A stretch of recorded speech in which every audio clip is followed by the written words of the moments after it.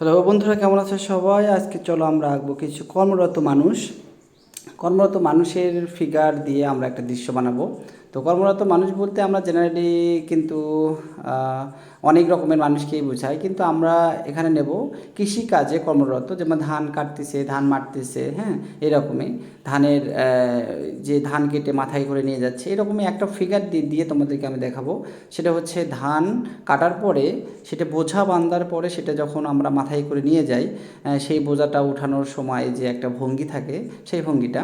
তো তোমরা দেখতে পাচ্ছ আমি কিন্তু যতটুকু সহজে পারা যায় আমি এই ড্রয়িংটা করার চেষ্টা করতেছি। তো এখানে আমি একটা মানুষ, একটা ফিগার আর কি, ধানের যে বোঝাটা এটা নেওয়ার জন্য সে প্রস্তুত আর কি। তো এইরকম একটা ফিগার দিয়ে তোমাদের একটা দৃশ্য আমি বানাতে যাচ্ছি।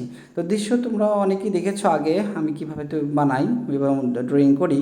তো তো সেইভাবেই একটু ফিগারটাকে অনেক বড় করে দেখানো হয়েছে, কারণ ফিগারটাই মেইন এখানে। ঠিক আছে? তো পরবর্তী যেটুকু আমাদের যে ড্রয়িংটা, এটা তোমরা দেখতে থাকো, তাহলে তোমরা বুঝতে পারবে। ঠিক আছে?